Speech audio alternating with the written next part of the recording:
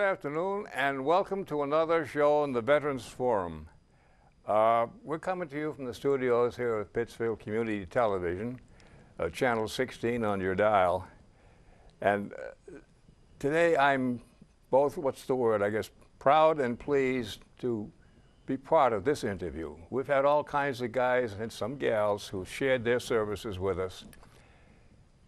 Recently, and Bill, we'll get to him in a moment, is one of the few but increasing numbers of Vietnam veterans who have finally decided maybe they want to share some of their stories. We welcome each and every one of you guys. I've talked with Fran Tremblay, Bill Mickle, George Moran, Gary Benedetti, all Vietnam guys who are slowly, I hope, recognizing the fact that we're here to some way say thank you, welcome home. Bill, so much for that. I'd like you to introduce yourself, if you will. Spell your last name and we'll take it from there. My name is Bill Morey. My last name is spelled M-O-R-E-Y. Okay. And where do you now live? I live in Pittsfield off of Elm Street on Wood Avenue. Okay. Now, what was your branch of service and what were your service dates? We'll put that to bed. I was in the Army from February 5th, 1969 to February 4th, 1971. Okay. And you had some fun, I understand. Now, let's go back and build a little history so we know, where did you stop? What was your life like? When were you born and where? And any kind of members of your family that were in the service you want to talk about? I was born in Adams. Mass. Adams, Mass, not too far from here. A small town. I had 4 brothers, my mother and father, and my grandfather lived with us for a while. Pretty much everyone in my family has been in the military. Wonderful. My father was Navy, my oldest brother was Navy, my next oldest brother was Army, and my youngest brother was Navy. So it's been, I guess, a long tradition. Okay, from World War II or World War I? World War II, my father was. Way back? In the Pacific, yep. Yep, good. Yep. Did that in any way influence how you finally ended? I understand you were drafted, but did you have a choice when you went into the service? No.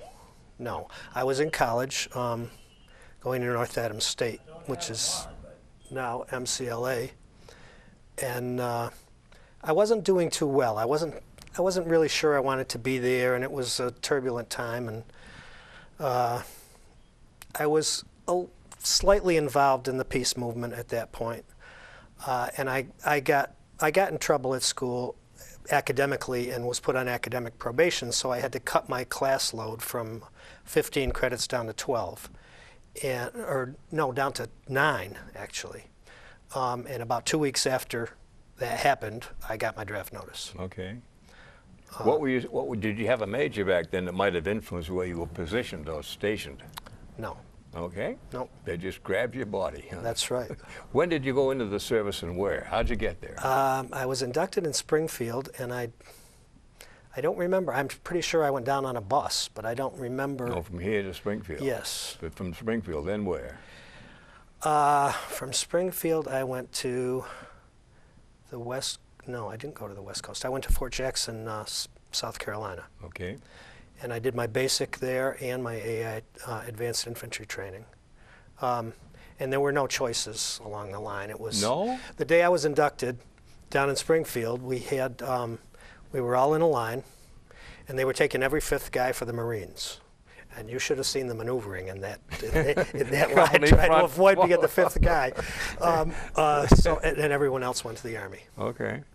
So there weren't any choices, really. It was just kind of a random. But that way you don't have to worry about having made a mistake when That's you, right. when you selected. Now, what was it?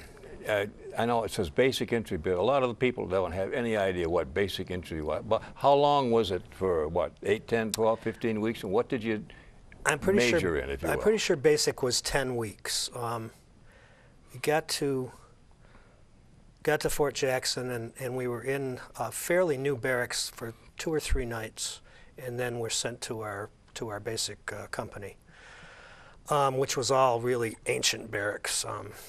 They got all the chickens and the pigs out. Well, it looked. I've been there, so you don't have to lie about it.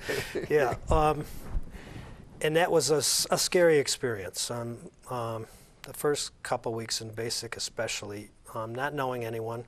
Well, there was one other guy from Adams who was there with me, but that was really about it. And I came from a small town, and I was fairly naive, and I was extremely naive. Had no idea what to expect, and it was difficult, you know, because you're made to feel in the beginning pretty much like dirt. Zero, yeah. And it works. I mean, it does the job it needs to do, and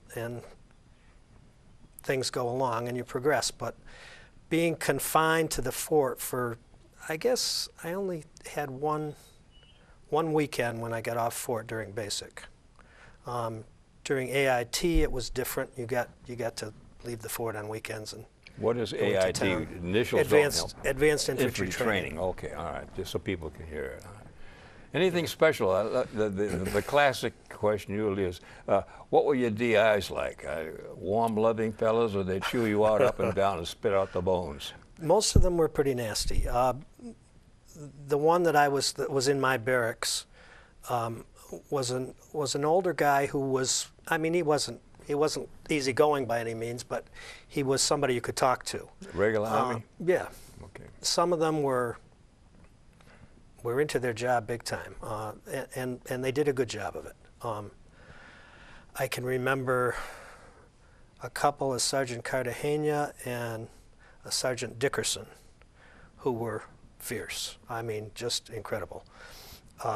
They got your attention. They got your attention, and they kept your attention. Mm-hmm. And you really enjoyed the time you weren't with them. you got to enjoy that time. So it was pretty rigorous, especially in the beginning when you weren't accustomed to it. There was, you know, a lot of classes. They'd have you out sometimes until midnight or 1 o'clock out in the field doing something, and then get you up at 4 o'clock in the morning, and then you had to sit through classes all day and constantly falling asleep. I can remember that. It was hard to stay awake because you were always kind of sleep deprived.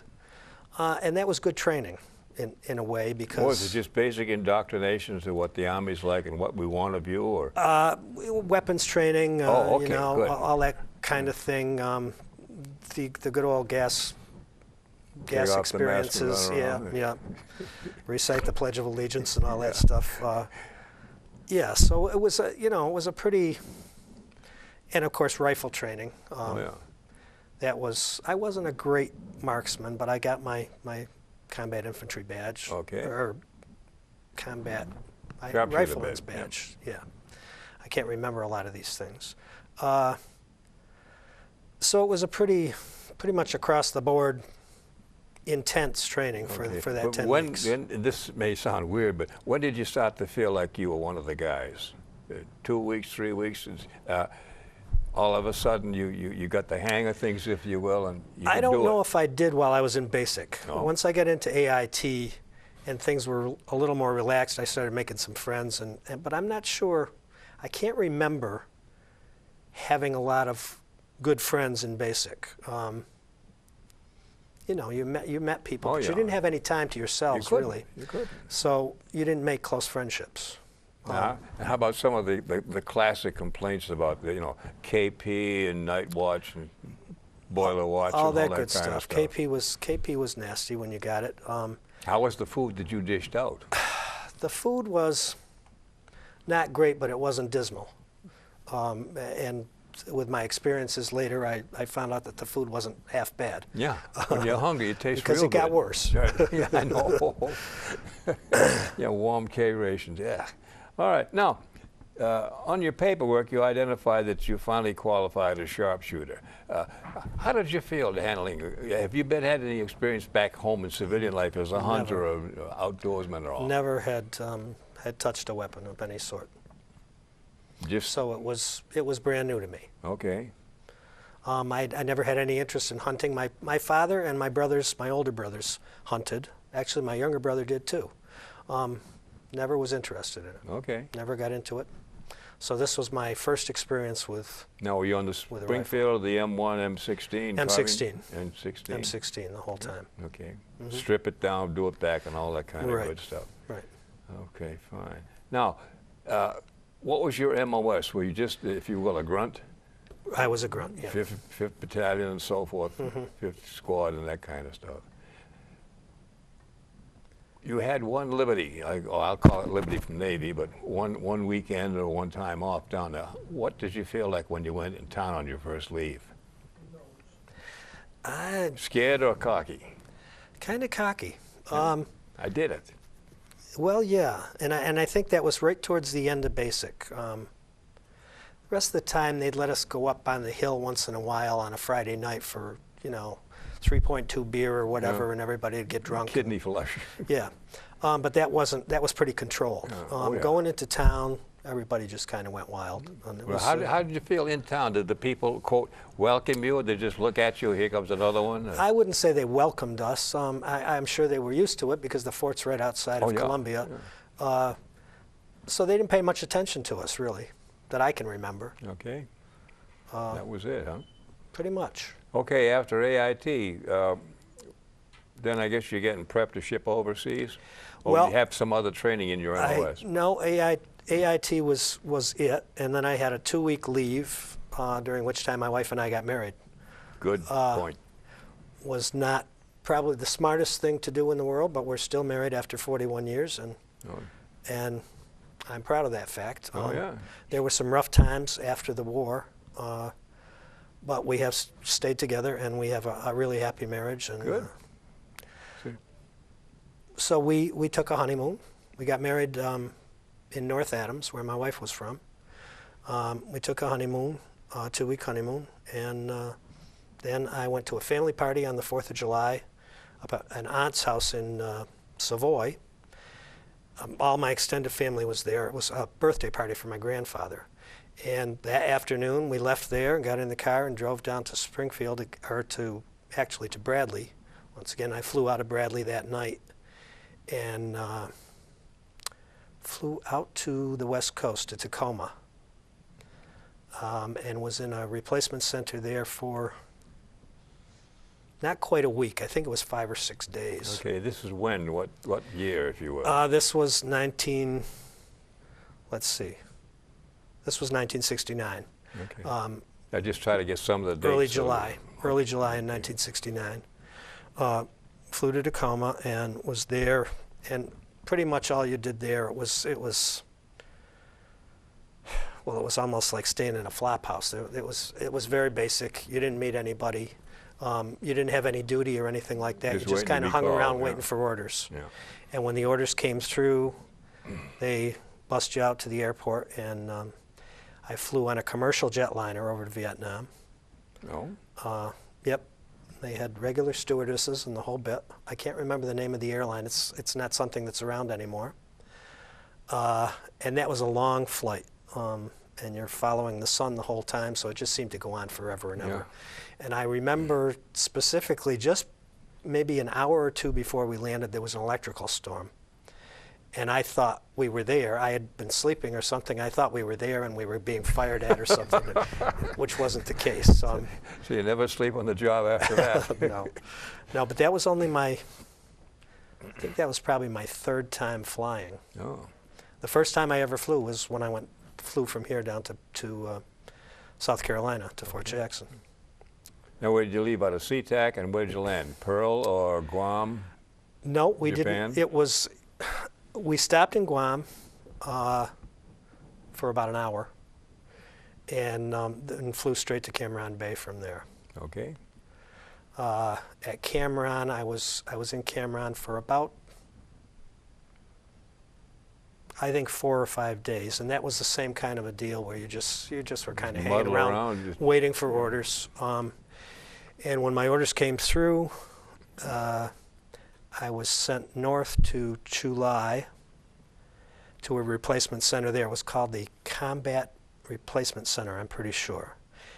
And that was another like a fly-by-night operation as far as I was concerned. It didn't seem very, well, it wasn't very permanent because no one was there for any length of time. No, you can't be there long enough to even have right. a mailing address. The food there was pretty miserable. And I remember the second morning being out, it was still dark, and we were waiting for breakfast. It was still dark out, and I remember seeing rats running by in the dark. I mean, they were good-sized beasts. Oh, yeah. And I thought, well, this is something I haven't experienced before. So while I was there, we did a lot of intensive, like booby trap, whatever was happening in our area of operations at that time, or in that general vicinity. On the job training. Yeah, booby traps and stuff of that sort, just trying to get you ready for what you might be running into. And I was there for not quite a week again. And then I was taken by truck, deuce and a half, down Highway 1. Ho Chi Minh Trail. Well, I don't know if I would call it the Ho Chi Minh Trail. Highway 1 was big time. I mean, as far as Vietnam was concerned, it was like a main thoroughfare. Oh, yeah. It was closed at night. They put up barricades beyond each little village, and you couldn't go through at night. I mean, because there were mines being set all the time and everything. But during the daytime, it was almost like being on a road over here, except of course the scenery was a little different. And it wasn't as good a road. I mean, it wasn't always blacktop. There were some rough patches and stuff like that. We went down Highway 1 to my LZ, which was LZ Gator, and I think the town or the village next to us was called Tri Binh. I'm not positive about that. We had little familiar names for some of the villas around in that area. That I don't know if we made them up or somebody just passed them along or what, but I'm not really sure the names of most of the villas. And this was, the LZ was kind of a winding road up a hill, and it was kind of shaped like a donut, where you had your outer perimeter around the outside, and then down in the hollow was where all the company headquarters and everything like that, and battalion command. And then there was a mortar pit up on one side. It was a good size operation, but there might be one full company there at a time, but the rest of us were out in the field at any given time. They brought me in there, and I was there for 2 nights. And I remember the first night trying to go to sleep and hearing the artillery rounds going overhead, and I thought, I'm never going to sleep the whole time I'm over here. And after a week or so, you don't even notice it. Yeah. You don't notice the noise or anything. But I was pretty nervous about being there, and regardless of what you're taught or what you experience, you really have no idea what to expect. And then the third day came, I'm pretty sure it was the third day, they came and put us on a resupply helicopter, a Huey, and brought us out to where my company was. This was Company B, 5th of the 46th, 198th Battalion. And I was assigned to a squad. And that afternoon, we came in with the resupply, and that afternoon we started taking sniper fire. So it was kind of an instant introduction. And I can remember one guy, his name was Barnett, and he was nervous the whole time he was really nervous, more so than anyone else. And he was panicking that afternoon because people were walking around and moving from one position to another or whatever, and he just stayed down the whole time. And I thought, wow, I wonder if this guy knows what he's doing. He stayed that same way the whole time he was there, and he was only there for maybe 2 or 3 months after I got there. And then he was shipped out, and he was fine. But I remember him being a very nervous person. Was that your first introduction, your first patrol out in the bush? Well, that was, yeah, they were set up for the day. They weren't moving that day. They were set up for the day in this one position. There was a rice paddy, and then on the other side was an area of bamboo and thicket, and that's where we were taking the sniper fire from, and I assume that's why we stayed in the one position. Mm-hmm. We stayed there that night, and then the next day we moved out and just started humping and walked, and that's what most of my time there was, just walking from one place to another day after day. Sometimes you'd be in one place for 2 or 3 days, but mostly it was moving every day. you get picked up sometimes and brought back in for a day, maybe, or just an afternoon, and brought right back out again into another area of operations, whatever. And it was always moving with Hueys. I mean, once in a while we worked with an armored unit, but that was infrequent, and that was kind of nice because we thought those guys had it made, you know, just riding around the bush. You no matter what. Yeah. But flying in the Hueys I thought was great. If there was anything I really enjoyed, in addition to the friendships I made while I was there, it was flying in those helicopters. It was an amazing experience, and I did a lot of it. I have the Air Medal, and I have three oak leaf clusters on the Air Medal. So that, I think each time you get one of those, it's 25 missions, air-to-ground missions. Yeah. So we were up and down a lot. Oh, yeah. Were you a door gunner or? No, I was just a grunt. Just a grunt. I mean, they were just picking us up and dropping us off. And most times when you were dropped off, they wouldn't actually touch ground. They'd just hover and you jump. And we never sat in the seats. We always sat on the deck with your feet. You couldn't really reach the runners, but your feet would just be kind of dangling there. And there was a thing when new guys came in, you'd kind of give them a little nudge every once in a while.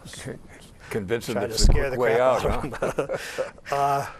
But that experience flying in the choppers, and I still to this day kind of miss that. That was an enjoyable experience. Being nosy, but did you get initiated with a push? Yeah. Oh yeah. Okay. And what was your reaction? Well, I was scared to death. What did you tell them? Keep your hands off my tender body. Huh? In so many words. Yeah. Yeah. And when we would do these air-to-ground things, sometimes it was into an area that was fairly secure, and you didn't have to worry about anything. Usually, Cobras would go in ahead of you and strafe the area. Yeah, strafe the area with automatic, machine gun fire and the rockets, the small rockets. But sometimes you come into a hot LZ, and that was a bad experience. I mean, regardless of when it happened or where it happened, that was not a comfortable experience because you didn't know if you were going to come back again. Yeah, it's a big question. And usually, let me interrupt something. Okay. To that point now, I've had the luck or the pleasure of talking to 2 or 3 guys who were helicopter pilots. Mm-hmm. The most recent one was Paul. He just moved down to Alabama now, but. Between those guys and the medics, you can't say enough. You can't. They were amazing. Amazing. Amazing. And they knew exactly what was coming up, but still they went in. And well, to this day, I'm amazed. I worked at a local hospital for quite a few years, and we used to bring helicopters in once in a while, life flights from Albany or whatever. And these guys were so cautious. I mean, they would fly around, and then if everything wasn't just perfect, they wouldn't land. These guys in that's it down. Anything. It was amazing. Oh yeah. And most times, regardless of where you were, we were in the foothills most of the time, but and hedgerow country out along the coast. But even when you were in the bigger hills in the mountains, they would, I don't know, maybe 20, 30 feet off the tree line, just follow the contours of the land. Yeah. And it was for safety purposes, mostly because you couldn't be heard from as far away, and obviously you couldn't be seen from as far away. Radar couldn't track you and all that kind of good stuff. But all of a sudden you had this one tree that's not going to move. Well, it was an amazing experience flying with those guys, and they were incredible. I know. Okay, I didn't mean to interrupt you, but you got to give them a pat in the back, I think, once in a while. Now, how long before, according to the paperwork here, before you were made squad leader? When and how?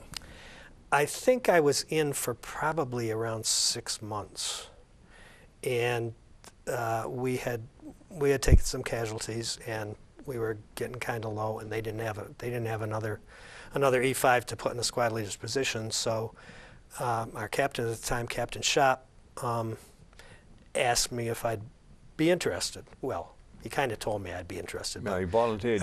He did. And I got to go into the rear for 2 or 3 days.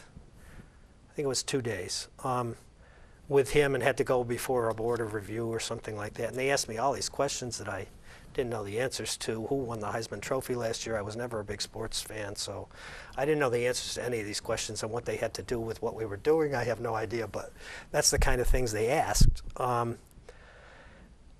And they told me I was going to have to trim my mustache. My mustache went a little beyond the ends of my little twister mouth. Well, it wasn't a twister, but it was getting out there. Okay, I tried to grow my hair and my mustache as long as I could all the time.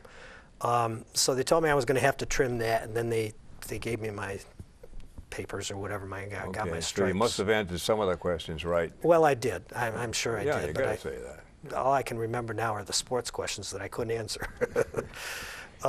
So I got my stripes and then went right back out to the field and was put in charge of a squad. And I think at that time we had 6 guys in the squad.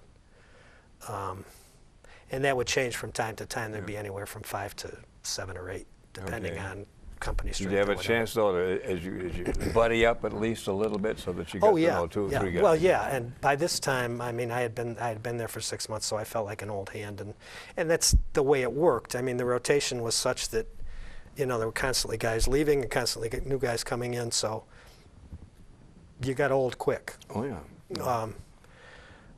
So I was fairly comfortable by that time, and had pretty much experienced, I thought, everything that I would experience. Based on that getting experience, did you ever get the feeling that you finally had some idea what to look for as you're going? Were you ever on point, for example? You know, what do you look for? What's wrestling in the bushes? What's not right over here? And you get a little more comfortable. You get comfortable, but you also get that itch. Well, you do, and it's regardless of how comfortable you got. And I have a story to tell you after that. Go ahead, it's your nickel. Well, we were in the mountains one time, and that was unusual for us. Most of our operations were in the lowlands, but we were in the mountains, and we came across what was like a little field hospital set up, and there were still fires smoking, so we knew that it was, you know, it was a live facility, but there was no one there, and it was very basic. I mean, you know, they had hammocks slung in the trees and stuff of that sort, but you could tell that there was some kind of medical business going on. And my squad got sent up a trail to secure that trail while they looked through. They had found a cache of papers and stuff, and they were going through everything. So we got sent up a trail, and I led the squad up the trail, and this was pretty heavily forested. And we got up a little ways up the trail as far as I thought we should go, and I was a little too comfortable. I took my steel pot off, and I set it down on the ground next to a big tree, and I sat down in it. And the second I sat in it, we took 7 or 8 rounds of automatic fire from up the trail. And the first, well, I say the first one, I have no idea what was the first one. One of the rounds went into the tree, and this was a good-sized tree right next to my face, and some bark and sap sprayed across my face, and I thought I'd been hit in the face. And when I found out I hadn't been, I became kind of invincible at that point, or that's the feeling I had. That's right. I thought, this is as close as you can get, and I'm not gonna find anything else like this. And I was in a bad way with that for probably 3 or 4 weeks after that. That I was getting a little too cocky, I think. But that we chased this. We assumed it was one guy. We chased him up the trail a little ways, never found him or anything. We got back to the company, and everything was fine. And that operation was a rough one. There were a lot of leeches, and I didn't know that leeches could just fall out of trees. I thought they were just in standing water somewhere. We were covered with them. I can remember, and this was, I don't know if it was the same night, but if it wasn't, it was the night after that experience.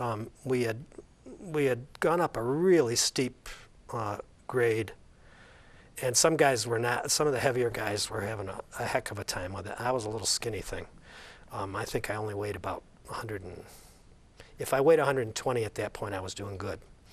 So I didn't have an awful time with it, but there were some guys that had a real rough time. Well, we finally all got up on the top of this thing, and the captain decided we were going to set up there for the night.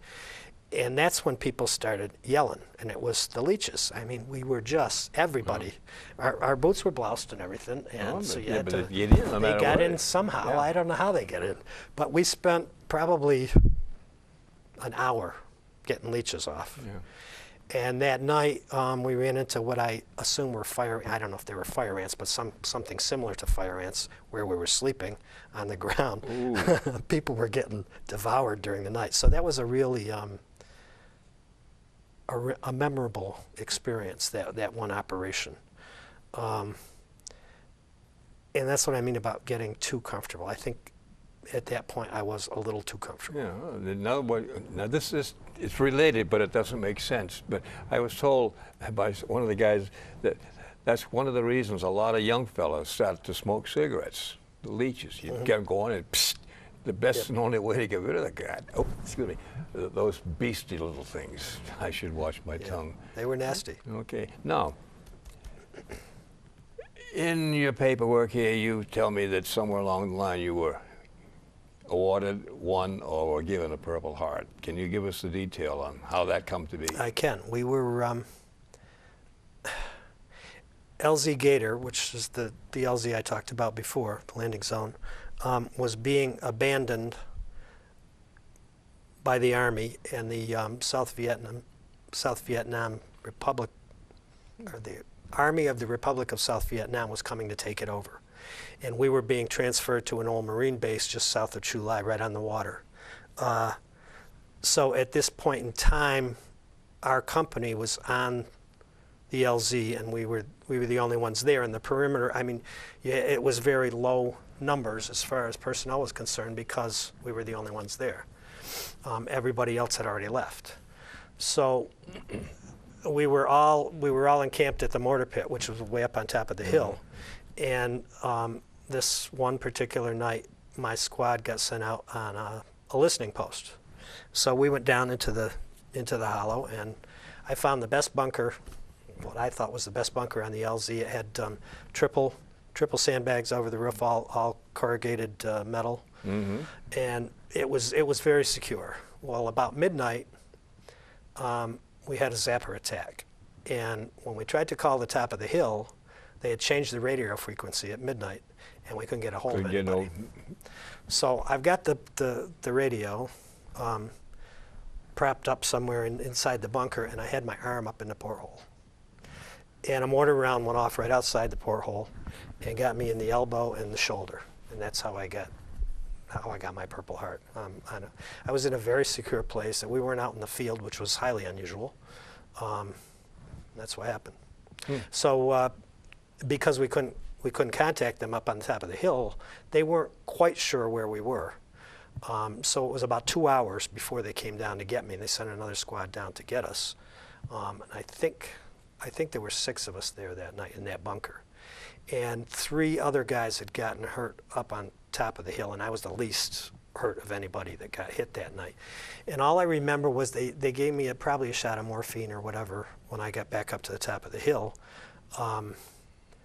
And the pain had kind of calmed down by that time. When the metal first goes in, it burns, something fierce. But after lying there for a couple hours, it had subsided quite a bit. But they gave me a shot of something, and the next thing I remember, I was waking up in a hospital in Chu Lai. Okay. And everything had already been taken care of. They took out what they wanted to take out, and left the rest of it in there. There was one big piece in my shoulder that they got out, and then some of the small stuff around my elbow. But there's still quite a bit in there. When I have an X-ray done now, it looks like glitter. Bing, bing, bing. It doesn't set it off. I don't know why. Okay. Well, made in China. Not good metal. Could now, how was your treatment in the hospital? We don't hear much about that. You know, I woke up on a stretcher in the hospital. They had already worked on me. When they saw I was awake, they got me up. They sat me up and sent me on my way. A deuce and a half came, picked me up, and brought me back to my unit. Fit for combat? Well, no. I stayed. Light duty? I stayed. How long were you in the hospital area? Just overnight. Okay. Or through the night, you know. Okay. It was maybe 9, 10 in the morning when I remember coming to and being shipped back out. But I didn't have to go back to the LZ. I went to the Marine base that I was talking about before. Okay. That was right on the beach, and it was beautiful. Oh, I mean, just like a trip to Hawaii, huh? well, that's what it felt like. Yeah. I mean, these were pretty it nice do that, hooches yeah. we were in, and you could go out on the beach until they put me back on full duty. You could go out on the beach in the afternoon, and it was just like going to a beach anywhere in the world. I mean, it was beautiful, white sand beach. The water temperature was probably 85 or so. I mean, it was just gorgeous. War was hell for a moment. Yeah. I know we joke about it, but there's the other side of the coin. Now, along your other awards and citations, you had 2 or 3 Bronze Stars. A couple of Bronze Would Stars. you let us hear about them, please? I don't know a lot about them. Oh, you weren't there. Huh? Well, I was there, but I'm not sure specifically what I got them for. Oh. One is for a fairly long period of time, and it says that in the citation from such and such a date to such and such a date. For intrepid service and so on, yeah. and not getting Yeah, hurt that of sort of thing. tripping in the The jungle. other one I kind of have an idea about, but I'm not sure about it, so I don't know if Okay. it's worth talking about because Okay, I'm not all even right. sure that's what it is. Now, on your air medals, shouldn't be dwelling on it, but you said you had what, 5 air medals? 3. Well, 3. One. my in air medal in has clusters? 3 oak leaf clusters on it. Okay. So I don't know if that means I was awarded the air medal 4 times or 3 times. I'm not sure. That'd It be doesn't 4. seem possible that it could be 4 Why? because it was 25. Yeah, but that's all your sorties. Every 15 or 20, you qualify for the darn things. It's just Here we go. sounds Paperwork. bizarre. Okay, the air medal says actively participated in more than 25 aerial missions over hostile territory in support of operations against communist aggression, which I think is kind of You didn't know that, huh? exaggerated. Have you ever read this thing? I may have read it. I I know. haven't read it in quite some time. I just found them in a box a couple weeks ago after I talked to you, and they smell kind of musty. Yeah. But this is from 23rd July 69 to 21st November 69. So that's what? 3 3 months. Period? 3-month period. So it's possible that 4 times. Okay. It just doesn't seem. We flew a lot, but it doesn't seem possible. And when you dust off, There it were goes 100 awfully missions. quick. I don't know. I don't know. Yeah. I have Now, no idea. when you got all done doing your thing, when did you come home? How was it coming home? It was great, and it's what everybody talked about all the time. Yeah, but how did you The get world. there? Fly home, boat? I flew back home. I had been sent back out to the field. I guess when I got injured was maybe 10 months in, and I was in the rear for about a month, and then they sent me to some kind of I don't even remember if it was Army, it might have been Marine, up in the mountains somewhere, and I wasn't supposed to have any duty while I was there, but of course the minute the chopper took off, Oh, yeah, bingo. it was assigned duty. Your body. And then I think I was with them for maybe 3 weeks, 2 or 3 weeks, and then was taken back into the rear, and I didn't go back out in the field after that. And I tried, to be honest, several things to avoid going back out in the field. I used to take my glasses and throw them down on the tarmac when the chopper was about to take off, try to break my glasses. The first sergeant got wise to that and bought me a couple pairs of glasses, or made me get a couple pairs of glasses at a time, We're so I ready couldn't pull for that you. stuff anymore. But anyway, I did get to spend a little time in the rear before I shipped out, and I had to wait for orders to come in. We could go up to Chulai. This was when we were on the beach. There was a USO club not too far up the beach from there, and I had a friend who had gotten a job as a lifeguard there, so we'd go up there once in a while at night and party and have a good time. There was nobody around at night. And you could go up into Chulai and walk around, whatever. It was basically a tin city, but I went to the Bob Hope show at Christmas that year while I was there. Just things are just popping into my head. Mm-hmm. So I think I was in the rear maybe for about a week before I got my orders, and we'd sit on the beach in the afternoon, and I had some friends who had been injured too, so they were in the rear for that period of time. There was a lot of partying going on. Oh. And I remember sitting on the beach looking out at the water and thinking, I'm going to go back to the world. I'm going to make it. Because I had thought for a long time in the beginning that I probably wouldn't come back here again. Oh. I got my orders. I flew back down to Cameron Bay, and I was there for 2 nights, I think. And I got an assignment. I had to escort a prisoner back on the plane back to the States. We flew back into Tacoma again. And I think I flew back out that same morning. We flew into Tacoma, and I got a flight. I think it was a standby flight, and I was lucky I got a first-class seat. And it was a champagne flight. I drank a bottle and a half of champagne. It was a breakfast flight. You were high on the plane. And commercial or Matt's? That was commercial. Okay. And flew from there to Chicago, and then made a connection in Chicago, and flew to Bradley and got to Bradley, I don't know, it was after dark. And my wife and my parents were there to pick me up, and then drove home from there. Mm-hmm. And how was when you got home?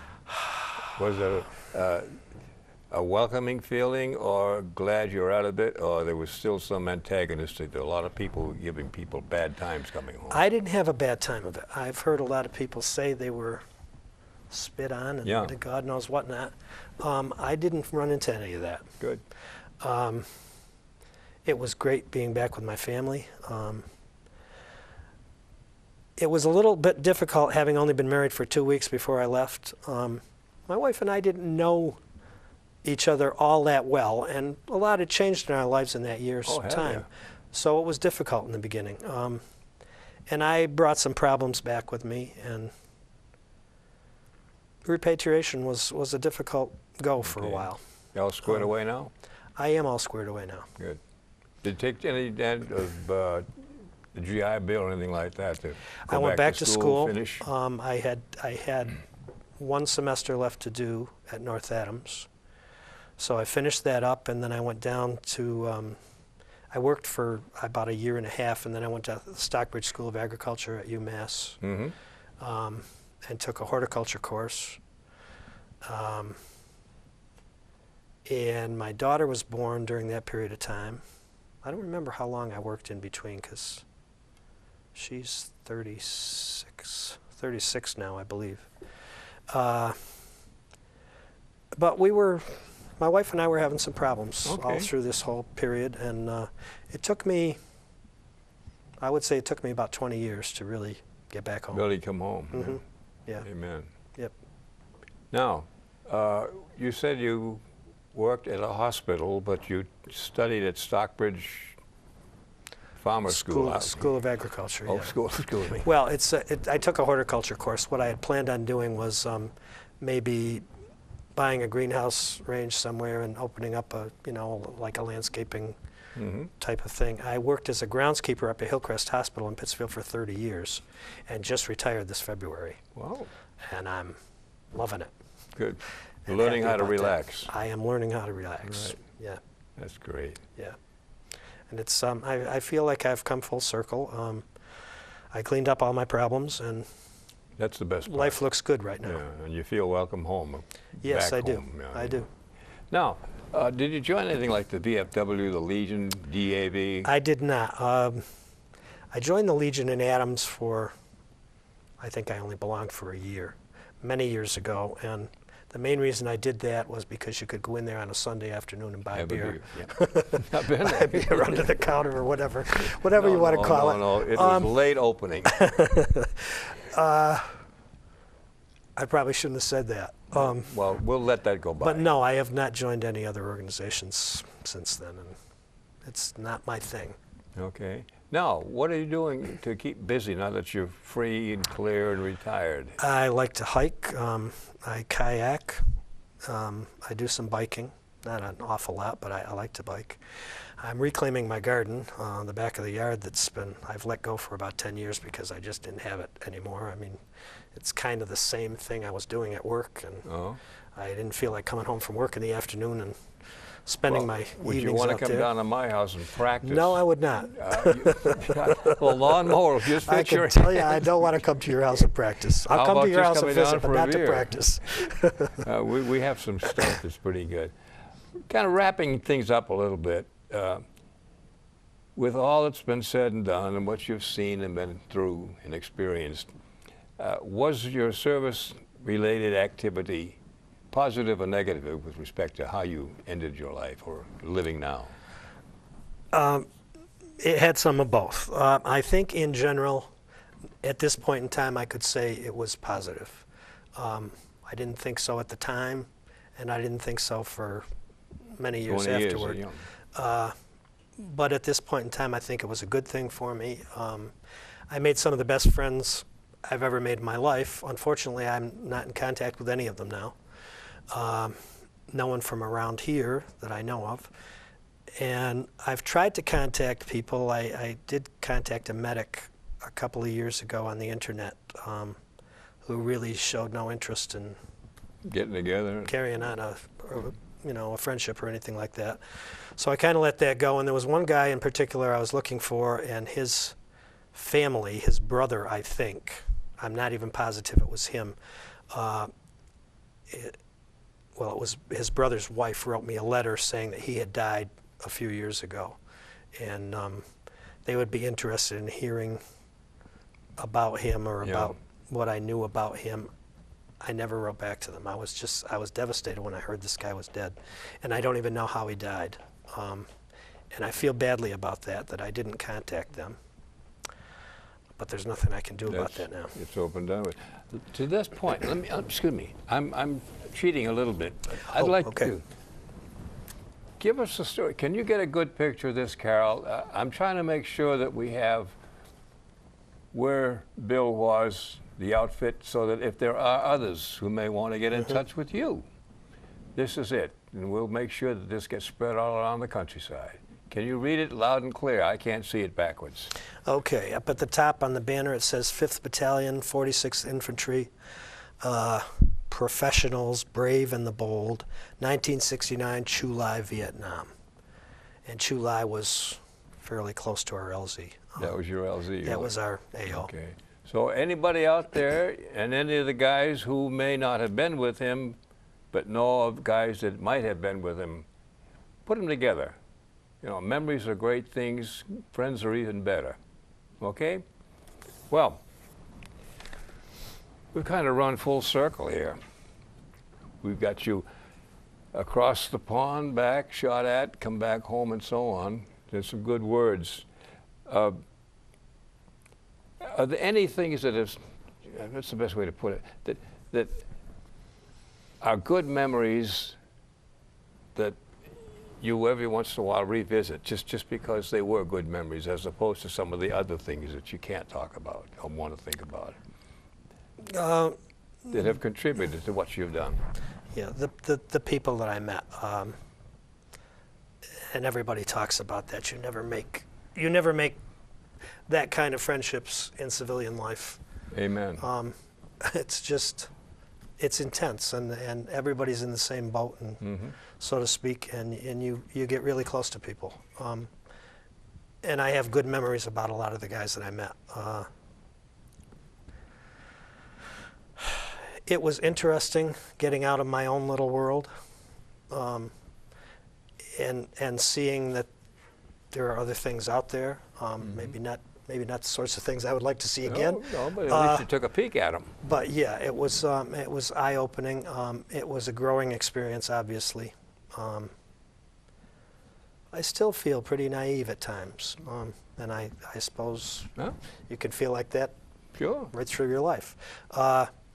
But as I say, all in all, I think it was a good experience. Okay. Now, I'm not recruiting, but are you aware of the local non-vets program here? I'm aware of the chapter. Is it chapter 65? 65. Yes, yeah. I am aware of it. Okay. And I've thought from time to time about getting in touch and just. I'm not pushing, but I don't know. I try to get the guys because let's face it, we're old and we're getting older. But the guys that we met along this long trail, some of them are real good and make you feel comfortable, at ease, if you will. You can sit down and you can BS with them, but no strings attached. Yeah, it's probably something I should do. I know one guy, not from Pittsfield, but from the area, who still has a rough time with everything, and I've spent some time talking to him, and I'm uncomfortable with it. I'm uncomfortable with his inability to come back. Okay. And I'm basically a loner. I always have been, and I probably always will be, and that's one of the reasons I haven't joined any organizations. Okay, but that's you. That's you. It is. Would you think it would help if somewhere he and I got together and yap for a while? Because I want to make You may know him. Oh? You may know him. Well, after the show, you can tell me, so that we will, no privacy here. But I've made it my little post-war career, if you will, to see that somehow, if with this program or whatever else I can do, to let you guys know, hey, you're welcome back, buddy. That's a great service you're doing. Well, I just hope it pays off because, as I say, we've had, what, 50 or so shows. Each one was wonderful. Each one was different. And more than once, when I look at them, get a little weepy. But big boys aren't supposed to cry. Bullshit. Buddy, I thank you. I thank you. Thank you very much, and welcome home. Thanks. That's it, folks. Again, if you have a story, all we can do is ask. We can't force you, and hope, though, that you will come and share with what you've done so that history will be complete. The more people we have that will help fill in this big puzzle, as I call it, each one of us is a piece. The more we fill the holes, the better will be our story.